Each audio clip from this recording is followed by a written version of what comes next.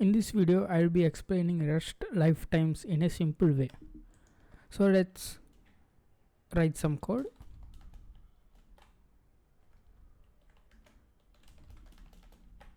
So there are two string sizes, s1 and s2, hi and hello.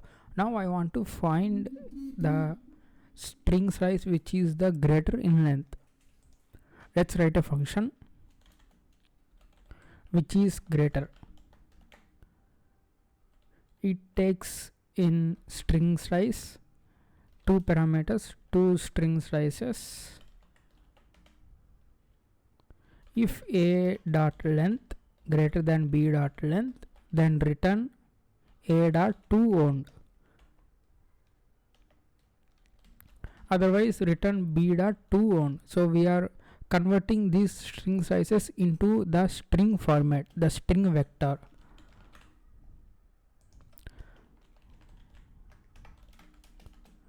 Now let's call this function with s1 comma s2. Now the output should be hello. So you can see the output hello.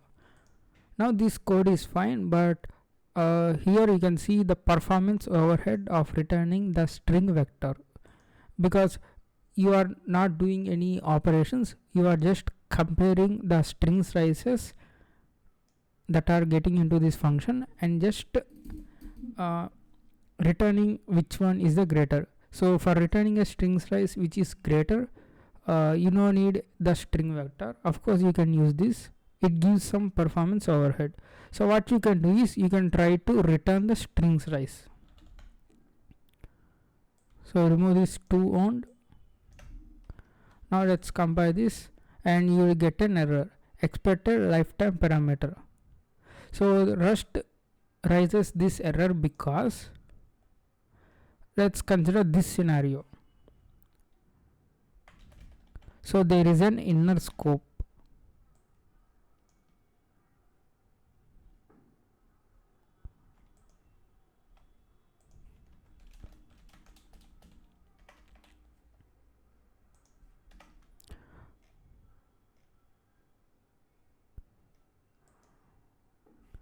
Let's make this as a string vector to show you something.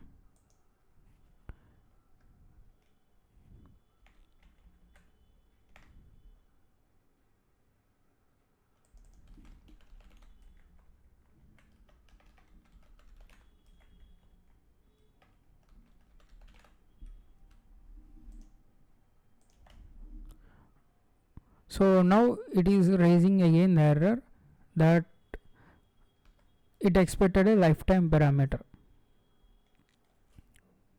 Now the problem is I am using the C outside of this inner scope. So this is called inner scope and this is the outer scope, and I am getting the reference to either of this S1 or S2 into the C, and I am using the C outside of this inner scope. So the output of this function will be hello, right? So the S2 reference will be passed into the C, but in the S2 is only valid inside this scope. So out of this scope S2 is invalid. Now I am going to printing this. I am printing this reference, the string.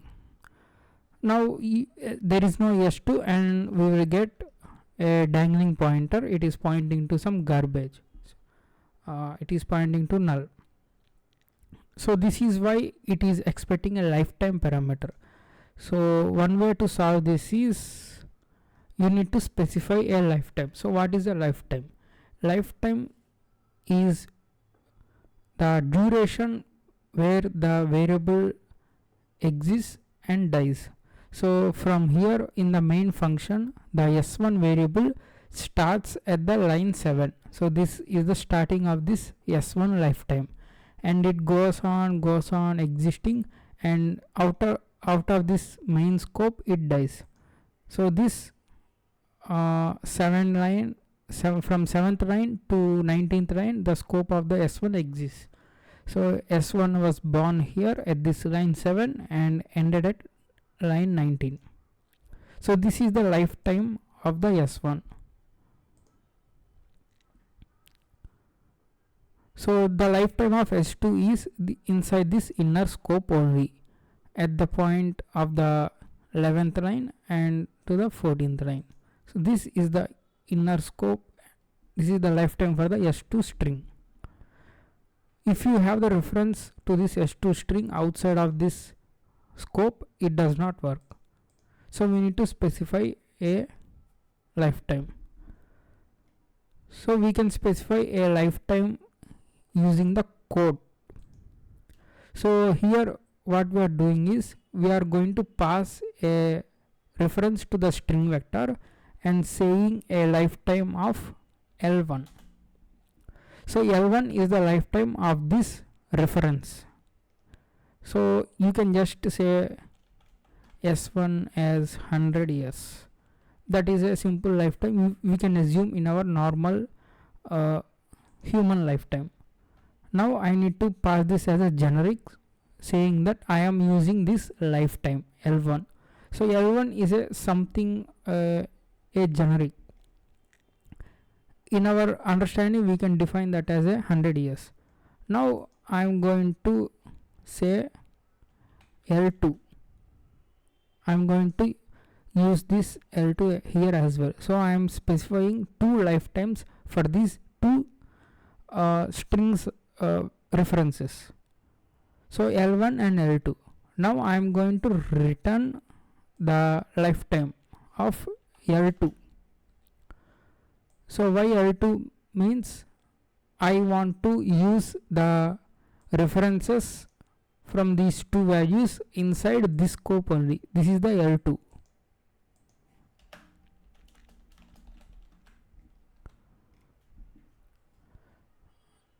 So let's run this. We will get an error because here we are returning a reference that is L1 lifetime. So here you can see the function was supposed to return data with lifetime L2, but we are returning a reference that has the lifetime L1. Now to solve this, there is a thing called outlives. So what we can do is we can specify colon and say ampersand L2, quote L2. So what this means is L1 outlives L2. So that means L1 has a more lifetime than L2. So L2 lifetime say 50 years, and this one is L1 as 100 years. So here the S1 is the reference to the S. First parameter is the reference to the S1, which contains L1, that is say 100 years, and second parameter is S2, which contains the lifetime of 50 years. So this satisfies. L1 has the more lifetime than L2. So S1 has the more lifetime than S2. Now in return we need to say L2 because we are returning two lifetimes, 100 years and 50 years. So if I return L1, then there will be a problem. So if we return B and we are saying here the L1, so here we are telling the Rust compiler that the return value will have 100 years of lifetime, but here we are returning only 50 years of lifetime. So that will be an error. You need to return the minimum of these two lifetimes you are specifying inside the function. So L2. So now this will satisfy both the conditions, both the return types, because the least will be 50 years. Now we can go and run this, and here there is another borrow value does not do long enough. So you can see the C is outside of this inner scope. So this function does not know whether it will return the reference to the S1 or S2, but you are using the outside of this inner scope. So here this is the lifetime of L2, so S2. So this is the lifetime of S2, but you are using this reference variable outside of the scope. So Rust won't agree to that, so we need to put inside this one. Now if I go and run this, you should see hello, and I can change this to some greater length than this h2 and run this again, and you can see the value. So here we solved some performance issues. So we are just taking the references and we are returning the reference as well. So let's cut this, paste here. Now previously we have got the error. In case of string slices, you will not get this error. So I will show you this one, because the string sizes are hard coded into the executables and have the global lifetime. So you can see we got the output regardless of where I am using this C. So another thing I want to tell is the static lifetime. So these string slices are hard coded into the executables and have the lifetime of entire program. So constant pi 3.14. so this pi variable have the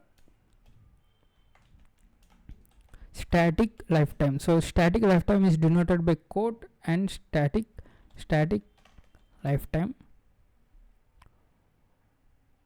and this pi is valid throughout the program.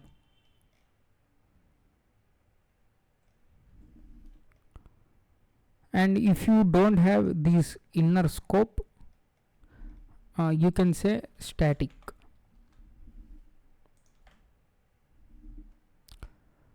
So okay, these two, you need to remove these two as well.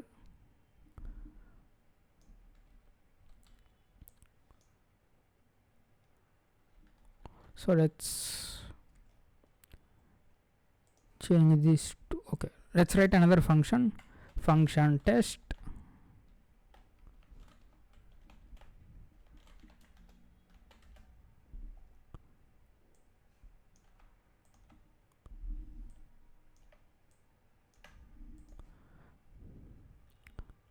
So this return value is static lifetime of str. So static means the return value of the return references of these string slices will be valid throughout the main program. Let's run this. We should get error because test. You can see the returning this value requires that one must outlive static. So here it is not outliving. So Rust is telling that both of these lifetimes must outlive static. So what we can do is remove this in the scope, and we are good to go.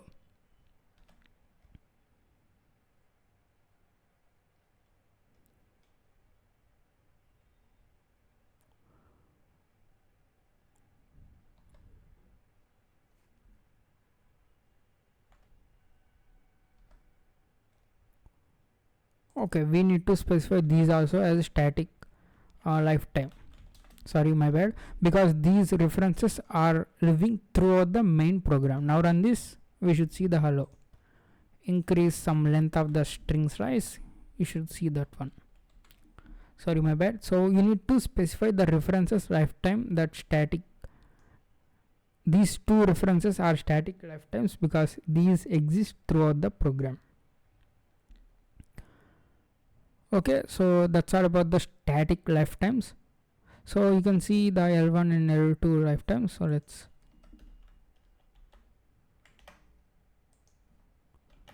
now you can create another inner scope as well. Let S3 is equals to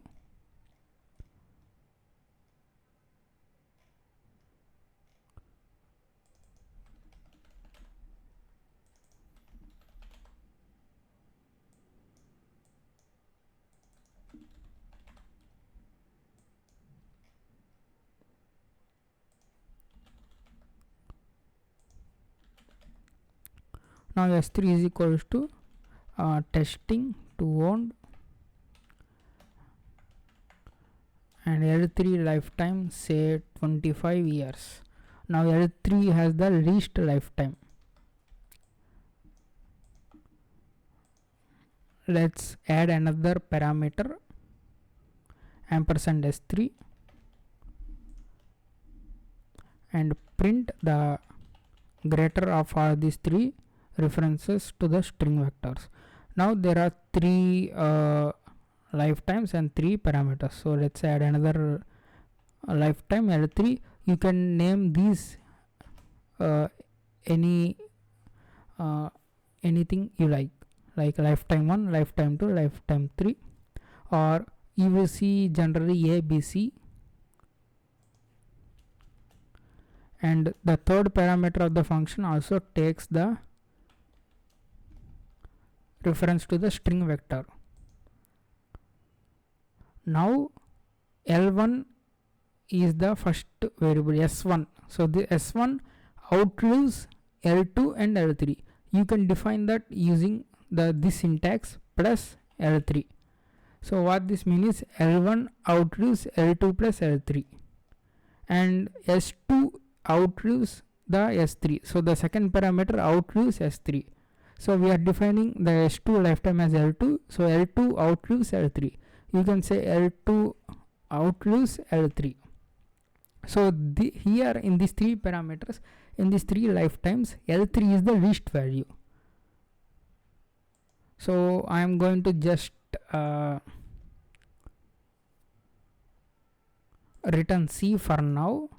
Let's comment out.